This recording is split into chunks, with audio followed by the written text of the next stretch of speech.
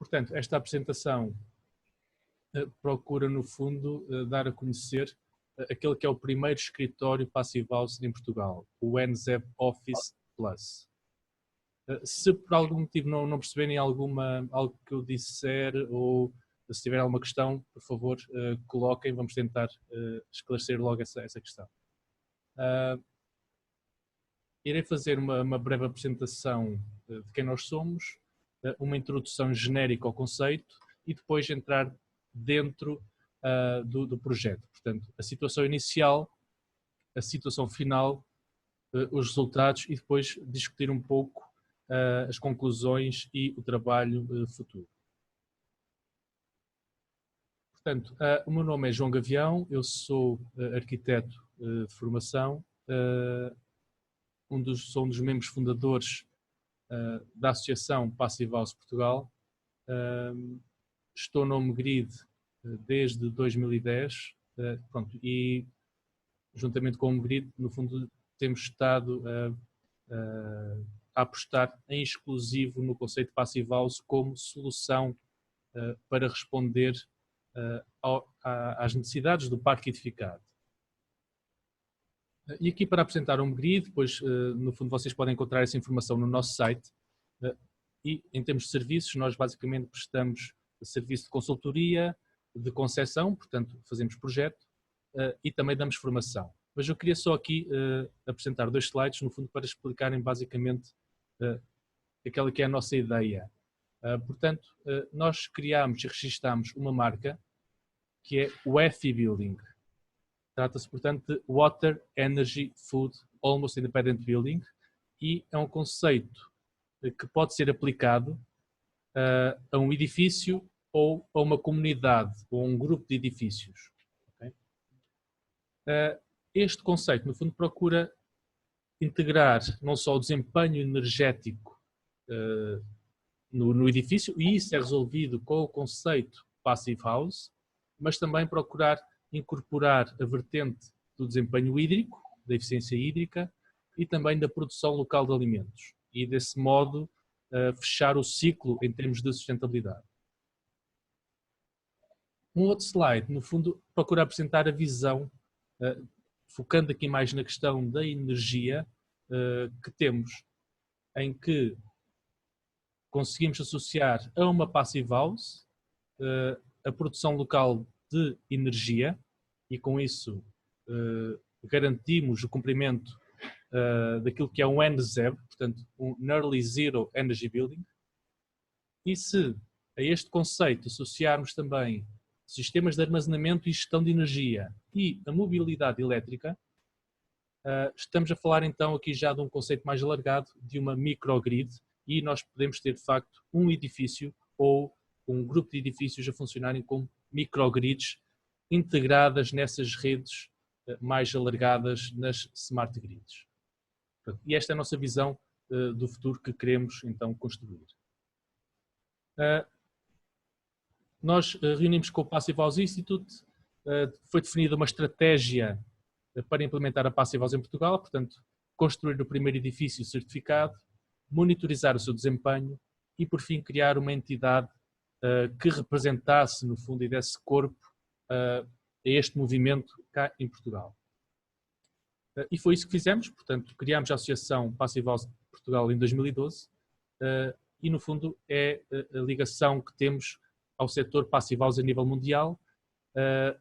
A Passive House surgiu na Alemanha, portanto, a sede do Passive House Institute está em Darmstadt, na Alemanha, há uma filial em Innsbruck, na Áustria, e, no fundo, o Passive House Institute comunica com o mundo através do IFA, que é o International Passive House Association, e é ao IFA que nós estamos ligados à semelhança de outras congêneres a nível mundial. E a nossa missão é, no fundo, fazer a ligação ao mercado nacional e criar, no fundo, e gerir essa rede Passive House em Portugal. Grande parte do nosso trabalho tem sido disseminar o conceito, já realizamos mais de 40 seminários em todo o país, já realizamos 6 conferências Passive House, com mais de 1500 participantes, e podem consultar toda essa informação no site da associação, em que conseguem encontrar todos os vídeos das apresentações, os PDFs das apresentações. Focamos muito na formação, como forma de capacitar os profissionais do setor da construção. E aqui temos, no fundo, 2 cursos oficiais Passive House. Um, Tradesperson, que é, no fundo, mais ligado para quem está em obra, quer seja a construir, a prescrever soluções, a implementar soluções. E depois o curso Designer, este sim, é exclusivamente destinado a projetistas, portanto, a quem está na parte de projeto ou consultoria, e podem consultar também o plano de formação no nosso site, passivehouse.pt. No site da associação temos também as soluções dos nossos parceiros, já são mais de 40 soluções Passive House disponibilizadas pelos nossos parceiros cá em Portugal, portanto, mostrando a capacidade que já existe de implementar Passive House. Vou então fazer aqui uma breve introdução ao conceito. Eu queria só fazer aqui uma breve questão. Podem responder por braço no ar. Portanto, quem é que aqui já conhece o conceito de Passive House? Quem é que já ouviu falar do conceito de Passive House? Ok, vejo ali uma mão a ser levantada.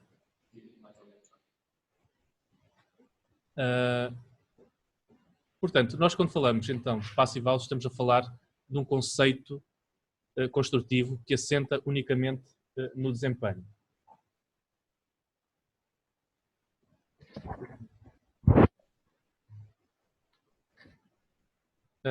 Portanto, uma Passive House é caracterizada sobretudo pelos elevados níveis de conforto e qualidade de vida que são proporcionados. E isso é conseguido com um baixo consumo de energia e, desse modo, temos o mais elevado padrão de desempenho ao nível dos edifícios que se pode ter. Portanto, edifícios com elevada qualidade de vida, baixo consumo de energia e, desse modo, temos também edifícios que são economicamente mais acessíveis, porque vamos ter menos rendas de energia ao longo do ciclo de utilização do edifício e também mais ecológico, porque vamos ter menos emissões de CO2 associadas à utilização do edifício. Uma Passive House é conforto e qualidade do ar. Portanto, temperaturas claramente definidas, temperatura mínima de 20 graus no inverno e 25 de máxima no verão. De outro modo, é claro, obviamente, junta-se aqui também a questão da umidade relativa, e isso pode ser visto aqui claramente no gráfico, mas fora deste intervalo de conforto, não temos as adequadas condições de utilização dos edifícios. A qualidade do ar interior tem de estar garantida, portanto, ter uma concentração de CO2 no interior dos compartimentos que não deve ultrapassar as 1000 partes por milhão. E, como também já foi referido, portanto, uma Passive House permite poupar energia. Portanto, quando comparamos o desempenho com um edifício existente, podemos ter 90% de redução das necessidades de energia para aquecer e arrefecer o edifício. E mesmo quando comparamos com um edifício novo, essa redução pode atingir os 75%.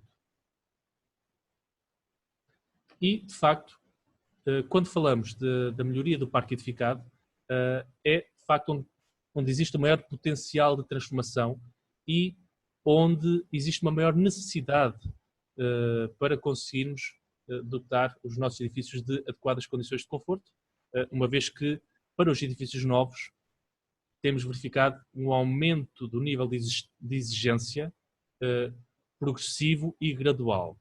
Agora, a grande transformação tem de se dar, de facto, no parque edificado existente. E nós identificamos aqui, no fundo, 3 problemas e as soluções para cada um desses problemas. A primeira situação tem que ver com condensação e bolores. Portanto, isso deve-se única e exclusivamente a dois motivos. Portanto, baixas temperaturas superficiais Portanto, temos as temperaturas da envolvente interior do edifício muito baixas e elevada umidade relativa.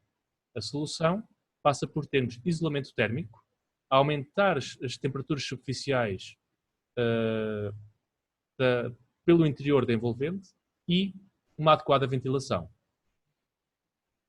O problema do baixo conforto térmico deve-se a grandes diferenças de temperatura e a existência de correntes de ar. Okay?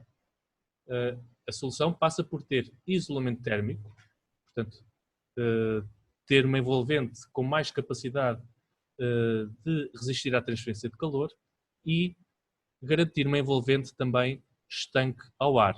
Portanto, evitar infiltrações e exfiltrações desnecessárias ou não controladas. Okay? Por fim, um último problema existente no parque edificado tem que ver com a má qualidade do ar que respiramos. E isso deve-se a termos uma renovação do ar que é insuficiente, portanto, baixas taxas de renovação, e quando ela existe, é irregular e falível. Portanto, ou está dependente da ação do vento, ou da ação humana para abrir e regular as aberturas, e a solução passa por ter, então, uma adequada ventilação. E isto, no fundo, é assente em princípios perfeitamente conhecidos e identificados da física dos edifícios. Okay? Portanto, aqui a Passive House não inventou a roda, o que procurou foi tentar arranjar um método e um sistema para conseguir ter um edifício à prova de bala no que diz respeito a estes problemas e estas patologias.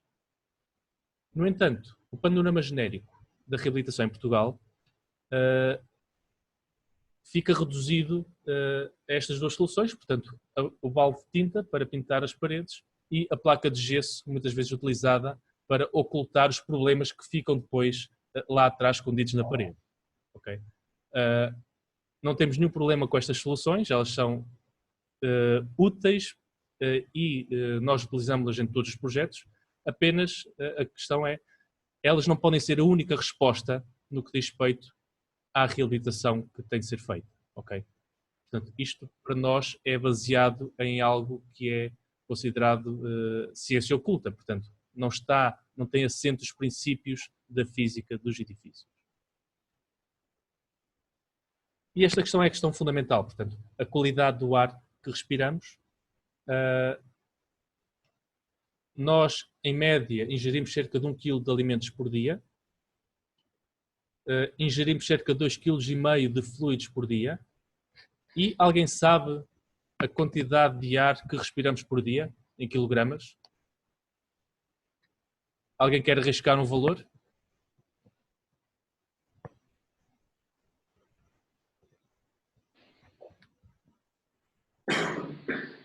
Não ganham nada se acertarem, mas também não perdem nada, portanto...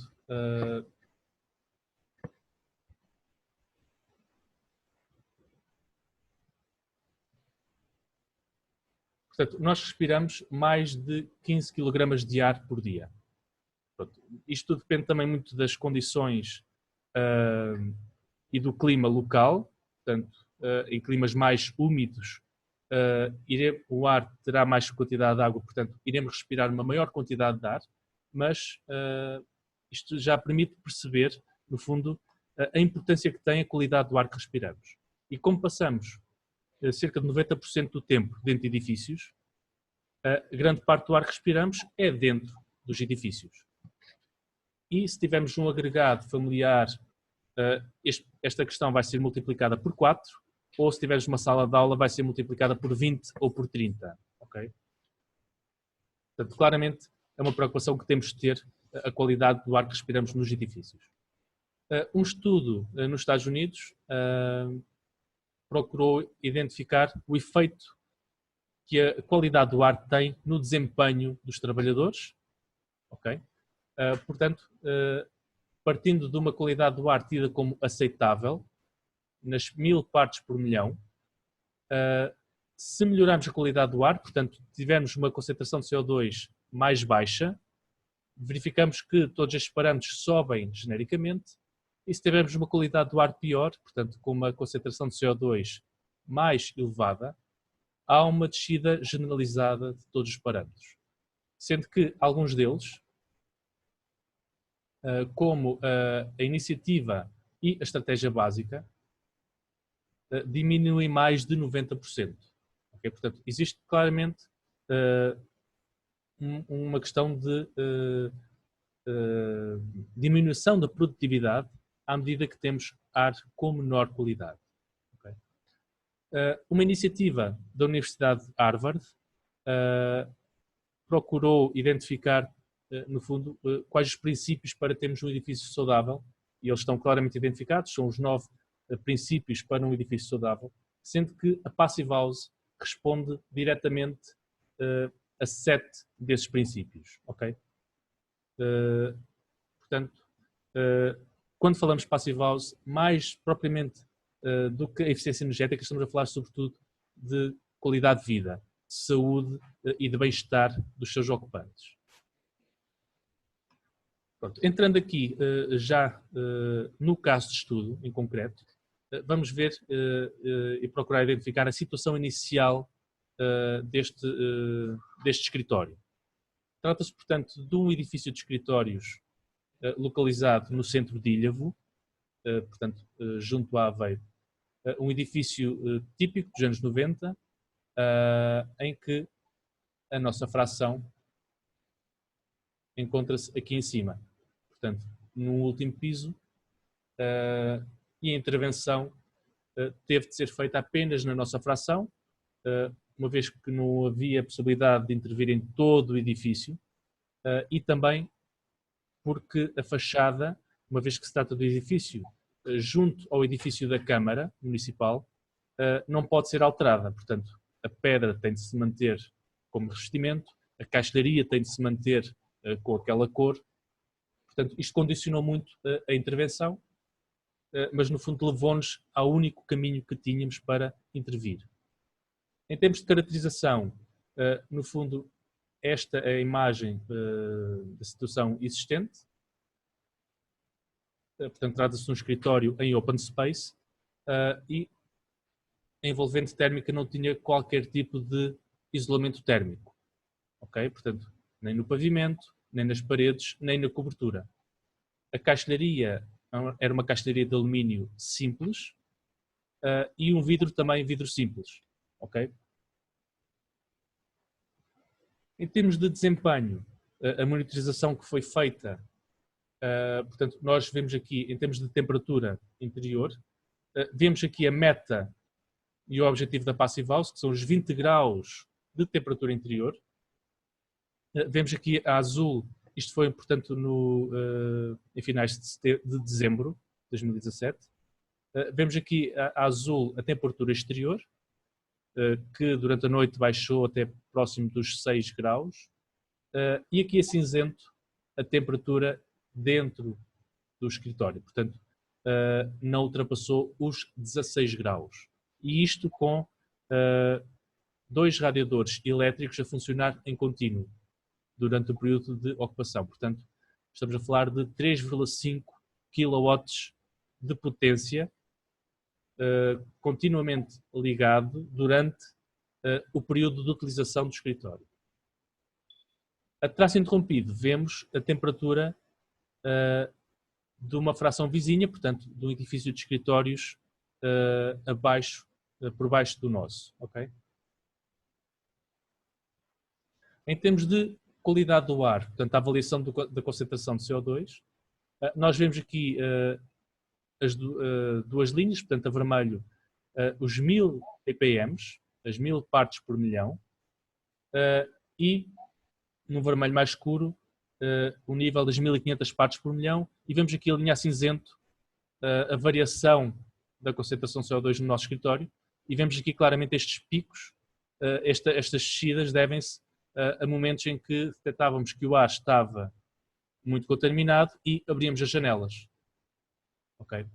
Portanto, isso resolve momentaneamente a questão da renovação de ar, só que estão a ver, em pleno inverno, temos de ter as janelas abertas para garantir a qualidade do ar. Isso depois vai ter implicações graves em termos do desempenho energético do edifício, do conforto térmico do próprio edifício também. Okay? A traço interrompido vem aqui também o edifício vizinho, okay?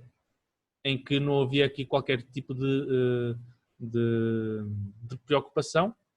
Portanto, a partir do momento em que deixa de estar ocupado, a concentração de CO2 vai baixando naturalmente, mas depois volta a subir no dia a seguir. Okay? Um outro problema que tínhamos era, tínhamos estas condições de habitabilidade e ainda assim pagávamos uma quantidade muito grande pela energia que utilizávamos muita energia e pagávamos muitos euros por essa energia. Portanto, esta é a fatura do mês de fevereiro de 2018, foi superior a 200 euros, e estamos a falar de uma fração que tem 50 metros quadrados, okay? Com 3 a 4 pessoas a trabalhar em contínuo. Em termos de desempenho, o edifício tinha estas necessidades de aquecimento, portanto eu vou só aqui focar neste valor, que é o valor fundamental. Portanto, para termos 20 graus de temperatura, tínhamos estas necessidades de aquecimento, portanto 231 kWh por metro quadrado do ano. Portanto, esta é a energia necessária para aquecer o edifício, para ter conforto térmico. Okay? Estamos a falar aqui de energia térmica, estamos a falar de calor. Okay? Não sei se, entretanto, há alguma questão, alguma dúvida que queiram ver esclarecida.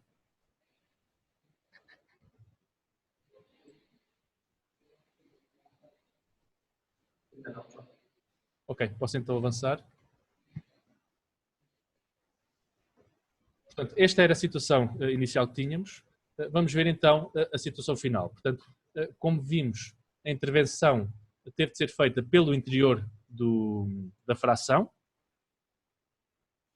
e aí, no fundo, passou por ter definir isolamento térmico nas paredes exteriores, nas paredes interiores, a colocação de uma nova janela, okay, que temos aqui identificada, mantivemos a janela existente, portanto, foi no fundo definir uma segunda pele pelo interior da fração.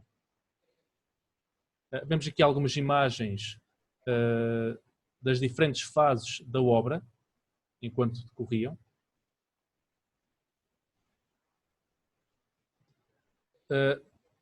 A proteção térmica das paredes e a solução encontrada foi com XPS, placas de isolamento em XPS,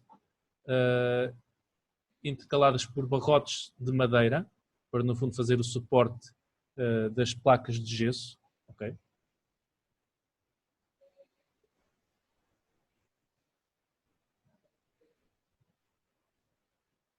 E aqui vemos a síntese então das soluções que foram utilizadas. Portanto, estamos a falar de 6 cm de isolamento nas paredes e também na cobertura. Okay? Portanto, utilizámos a mesma espessura e aqui também havia uma limitação no isolamento das paredes, porque quanto mais isolamento colocássemos na parede, menos área útil iríamos dispor. Okay? E esse é um problema, uma das grandes limitações de uma intervenção pelo interior. No pavimento, por debaixo do pavimento flutuante, colocámos então, que foi colocado de novo, colocámos 2 cm de isolamento e a janela, trata-se de uma janela com caixilho em PVC, vidro duplo de baixa emissividade e com um perfil que separa os vidros que provoca a ruptura térmica, portanto, um chamado warm edge. Okay? Pronto. E encontram aqui na coluna da direita, portanto, os valores de U, os coeficientes de transmissão térmica, cada um desses componentes. O sistema de ventilação foi definido através de uma unidade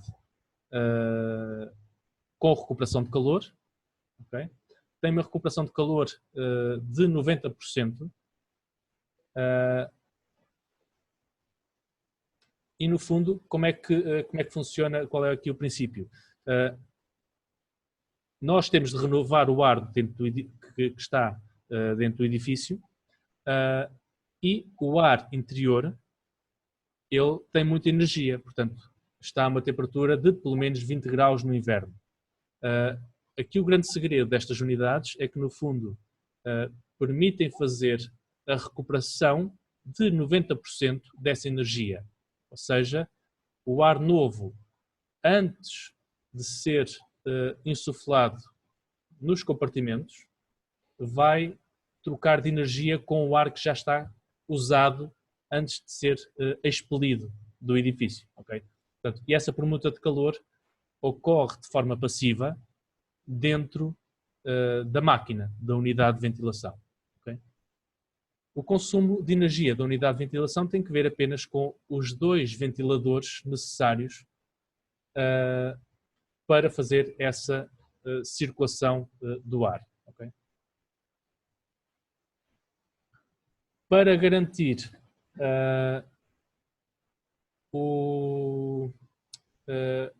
as condições de conforto, em termos de aquecimento e arrefecimento, definimos uma unidade mural de ar-condicionado e que, de uma forma muito simples, consegue então suprir as necessidades de aquecimento quando existem e também as necessidades de arrefecimento quando existem. Okay? Aqui o que estamos a falar é uma redução muito grande da potência necessária que é necessário instalar no edifício. Okay?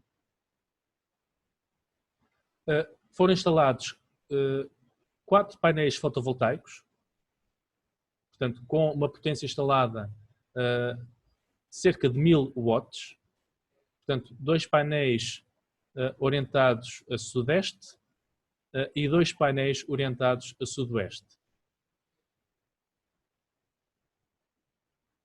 A qualidade de envolvente no que diz respeito à sua estanquidade ao ar foi avaliada pelo ensaio de estanquidade, que foi feito pelo ITECONS, portanto, uma entidade independente ao processo, e tivemos um resultado extremamente positivo, portanto, um valor de N50, portanto, a 50 Pascal de pressão, temos uma renovação de 0,65, portanto, 0,65 renovações por hora, o que é um resultado excelente e que comprova que temos um bom desempenho no que diz respeito a evitar infiltrações e exfiltrações, portanto, trocas de ar não controladas.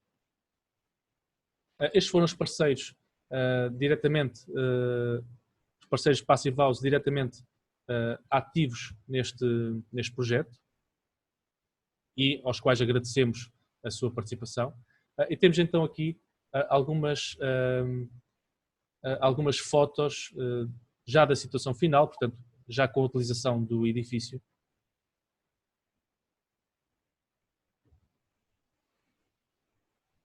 Em que mantivemos, no fundo, a lógica de open space que já existia, sendo que, neste caso, com uma configuração diferente.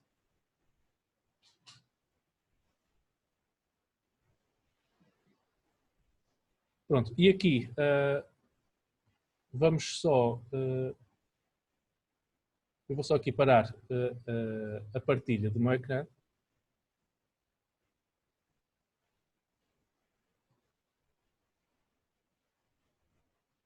Penso que estão a ver aqui a unidade de ventilação.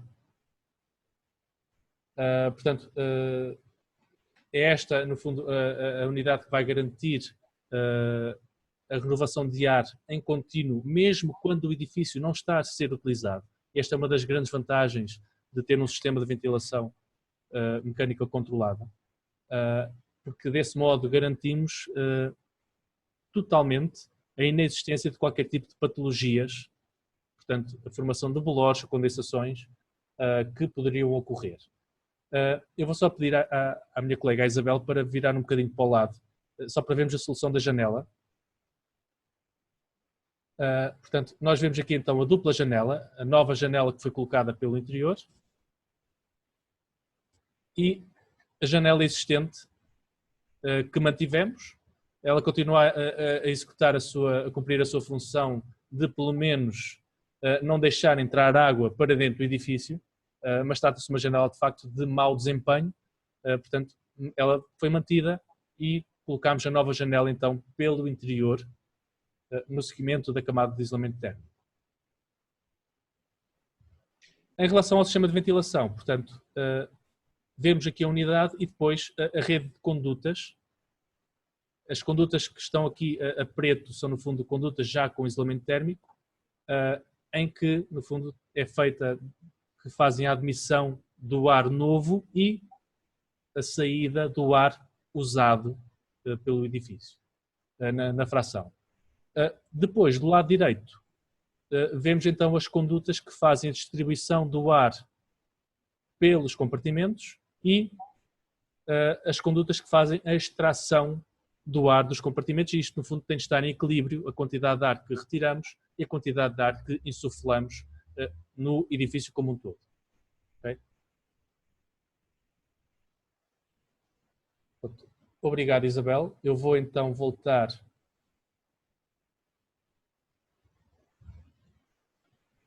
à apresentação e voltar a partilhar o meu computador.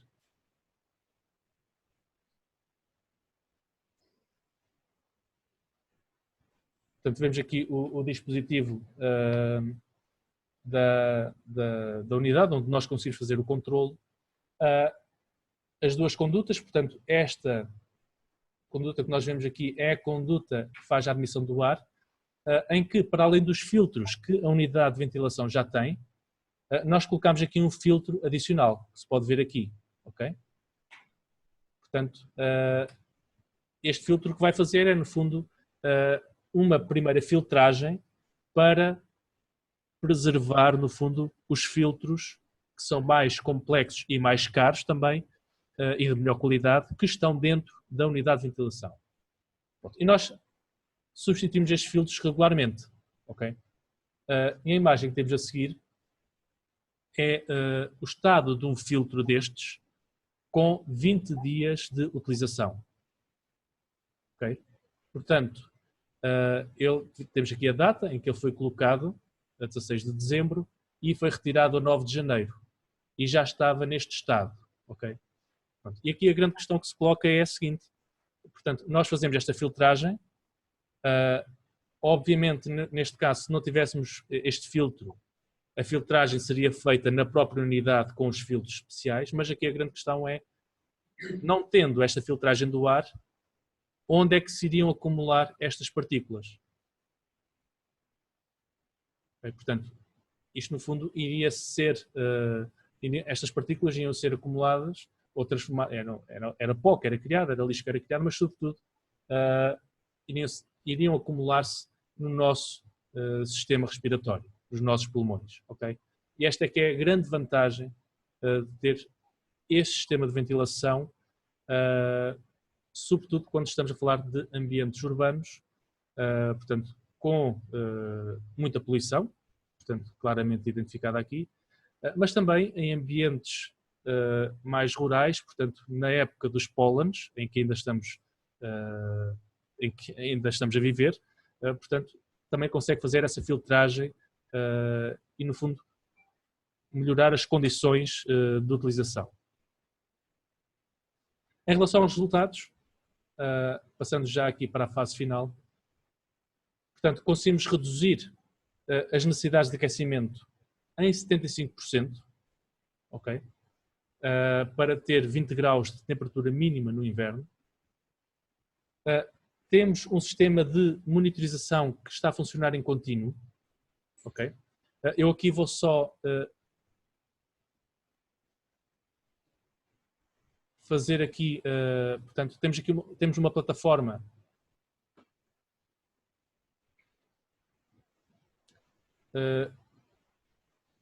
e aqui estamos já na plataforma, já saí da apresentação, e temos aqui os dados em tempo real do desempenho do edifício. Portanto, as condições exteriores, neste momento temos 20 graus de temperatura exterior, e as condições que temos aqui no interior do escritório, portanto 25 graus de temperatura, a umidade relativa e a concentração de CO2. Okay? Neste momento estamos com consumo instantâneo inferior a 300 watts de energia, ok? O edifício está a produzir 371 watts de energia, portanto temos um balanço neste momento que é positivo. Portanto, toda a energia que estamos a utilizar está a ser suprida pelos painéis fotovoltaicos que temos. E desde fevereiro, desde 20 de fevereiro, que estamos a fazer esta monitorização e desde então temos este consumo de energia em kWh, superior a 280, o consumo de energia para aquecer e arrefecer, portanto, exclusivamente da unidade de ar-condicionado, e a produção de energia que ultrapassa claramente a energia que foi utilizada. Portanto, temos um balanço positivo, um balanço de energia claramente positivo, ok? Portanto, estamos claramente perante um edifício que é positivo do ponto de vista do seu balanço de energia, portanto, trata-se de um NZEB, claramente. Okay? Portanto, e podem aceder a esta plataforma online, qualquer pessoa pode aceder, nós temos os dados para entrar na plataforma no nosso site, em homegrid.pt.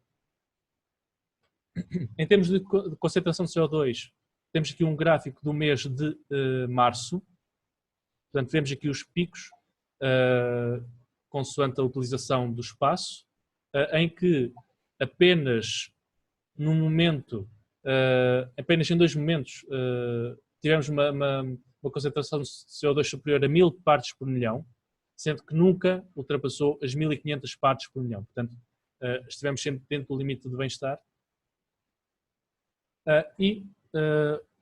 Para terminar aqui a parte dos resultados, portanto, um estudo que foi feito pela Universidade de Lisboa, pela Faculdade de Ciências da Universidade de Lisboa, pela professora Marta Panão, procurou enquadrar o desempenho deste edifício dentro da legislação nacional e dos edifícios com necessidades quase nulas de energia, portanto, os NZEB. Okay? Portanto, isto é a identificação daquilo que é um NZEB para o setor dos edifícios de serviços, okay? Sendo que, neste caso, o nosso escritório, sem considerar com a vertente da produção de energia, já atingia o desempenho NZEB de uma forma clara, okay? E com a produção de energia que temos, com apenas 4 painéis fotovoltaicos, consegue ter uma classificação A+, portanto, está dentro com mais folga ainda deste desempenho NZEB, que é obrigatório para os edifícios de serviços a partir de agora. Em termos de fatura de energia, portanto, deixámos de ter aquelas rendas. Curiosamente, a última fatura vem devido aos ajustes que são feitos, portanto, a Homegrid tem ainda a receber, ok? O que é sempre positivo nesta nossa relação com a EDP. E em termos de conclusões e trabalho futuro, portanto, este primeiro exemplo, este primeiro protótipo foi construído. Há uma redução drástica das necessidades de energia para aquecer e arrefecer. Temos agora, e essa é a grande vantagem para nós, melhores condições para trabalhar e para sermos mais produtivos. Procuramos implementar soluções com elevado potencial de replicabilidade. Okay? E, no fundo, trata-se de uma solução válida para ser alargada e disseminada neste tipo de intervenção. Foram instalados 4 painéis fotovoltaicos para produção de energia no regime de autoconsumo. Está em implementação, está implementado e em operação um programa de monitorização, portanto, aquilo que nós vimos naquela plataforma online, que permite avaliar estes parâmetros e que é de acesso livre, portanto, qualquer pessoa pode aceder a esta informação em tempo real. Em termos de trabalho futuro, vamos continuar a estudar o desempenho deste edifício, portanto, estamos a recolher os dados e vamos continuar a fazer essa análise e já há teses de mestrado preparadas para estudar este caso de estudo. o trabalho futuro passa por replicar esta abordagem. Okay? E aqui ainda, em termos de trabalho futuro, otimizar ainda mais